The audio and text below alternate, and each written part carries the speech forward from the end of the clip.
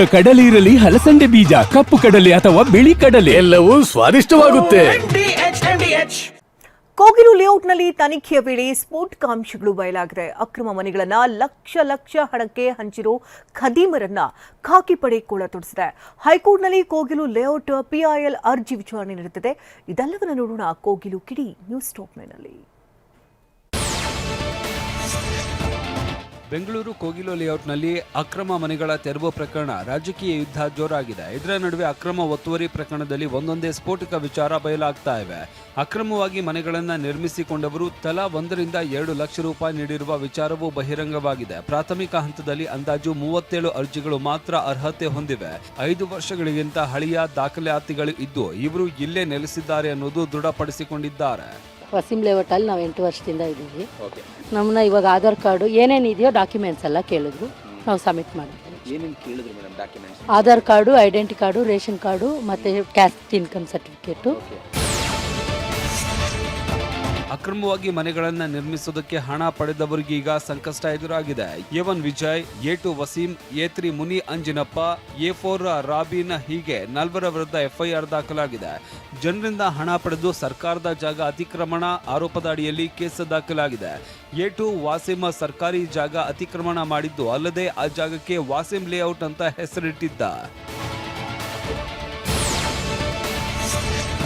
ಕೋಗಿಲು ಲೇಔಟ್ನಲ್ಲಿ ಅಕ್ರಮವಾಗಿ ಮನೆಗಳನ್ನು ನಿರ್ಮಿಸಿದ್ದ ಖದೀಮರನ್ನ ಪೊಲೀಸರು ಬಂಧಿಸಿದ್ದಾರೆ. ಸರ್ಕಾರಿ ಜಮೀನು ಕಬಳಿಕೆಯಲ್ಲಿ ಭಾಗಿಯಾಗಿದ್ದ 2 ಆರೋಪಿಗಳನ್ನ ಅರೆಸ್ಟ್ ಮಾಡಲಾಗಿದೆ. ವಾಸಿಂ ಬೇಗ್, ವಿಜಯ್ ಕುಮಾರ್ ಬಂಧಿತ ಆರೋಪಿಗಳು. ಇಬ್ಬರನ್ನ ಕೋರ್ಟ್ ಮುಂದೆ ಹಾಜರುಪಡಿಸಿ ಯಲಹಂಕ ಪೊಲೀಸರು ಕಸ್ಟಡಿಗೆ ಪಡೆದಿದ್ದಾರೆ.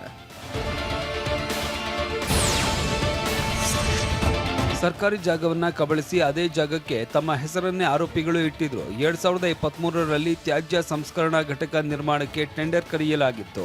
ಆ ಪ್ರಕಾರ 14 ಎಕರೆ 36 ಗುಂಟೆ ಜಮೀನಿನಲ್ಲಿ ಘಟಕ ನಿರ್ಮಾಣಕ್ಕೆ ಪ್ಲಾನ್ ಮಾಡಲಾಗಿತ್ತು. BSWML ವತಿಯಿಂದ 2023ರಲ್ಲಿ ಬಯೋಮೆಥನೈಸೇಷನ್ ಘಟಕ ಮತ್ತು ಪ್ರಾಣಿ ತ್ಯಾಜ್ಯ ಸಂಸ್ಕರಣಾ ಘಟಕ ನಿರ್ಮಾಣಕ್ಕೆ ಟೆಂಡರ್ ಕರೆಯಲಾಗಿತ್ತು. ಆದರೆ ಘಟಕ ನಿರ್ಮಾಣಕ್ಕೂ ಮೊದಲೇ 4 ಎಕರೆ ಪ್ರದೇಶ ಒತ್ತುವರಿ ಮಾಡಿದ್ದಾರೆ. ಬಳಿಕ 167 ಕಚ್ಚಾ ಮನೆಗಳನ್ನು ಒತ್ತುವರಿ ತೆರವು ಮಾಡಲಾಗಿತ್ತು. ವಿಚಾರಣೆ ನಡೆಸಿದ ವೇಳೆ ಮನೆ ಕಟ್ಟಿಕೊಳ್ಳುವುದಕ್ಕೆ ಹಣ ಪಡೆದು ಅವಕಾಶ ನೀಡಿದ್ದು ಬೆಳಕಿಗೆ ಬಂದಿದೆ. ಕೋಗಿಲು ಲೇಔಟ್ನಲ್ಲಿ ಅಕ್ರಮವಾಗಿ ನೆಲೆಸಿದ್ದವರಿಗೆ ಸಂಕಷ್ಟ ಎದುರಾಗಿದೆ. ಯಲಹಂಕ ಠಾಣೆಯ ಪೊಲೀಸರು ಕೂಡ ದಾಖಲೆಗಳನ್ನ ಪರಿಶೀಲಿಸಿದ್ದಾರೆ. ಫೋನ್ ಮಾಡಿ ನಿವಾಸಿಗಳನ್ನ ಕರೆಸಿದ್ದು ದಾಖಲೆ ಕೆದಕಲಾಗಿದೆ. ಒಟ್ಟು 2 ತಂಡವಾಗಿ ದಾಖಲಾತಿಗಳ ಚೆಕ್ ಮಾಡಲಾಗಿದೆ. ಯಲಹಂಕ ಠಾಣೆಗೆ ಕರೆಸಿ 10 ಮಂದಿಯ ಮಾಹಿತಿ ಕೆದಕಿದ್ದಾರೆ.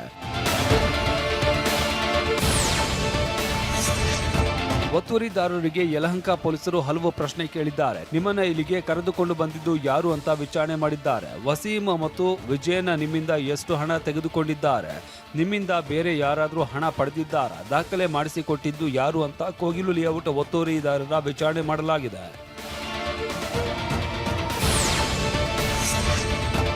ಕೋಗಿಲು ಲೇಔಟ್ನಲ್ಲಿ ಅಕ್ರಮವಾಗಿ ನೆಲೆಸಿದ್ದವರ ಬದುಕು ಬೀದಿ ಪಾಲಾಗಿದೆ. ನಮಗೆ ಕರೆ ಬಂದಿಲ್ಲ ಅಂತ ಫಕೀರ್ ಲೇಔಟ್ನ ಜನ ಅಸಮಾಧಾನಗೊಂಡಿದ್ದಾರೆ. ಫಕೀರ್ ಲೇಔಟ್ನಲ್ಲಿ 70 ಮನೆ ನೆಲಸಮ ಮಾಡಲಾಗಿದೆ.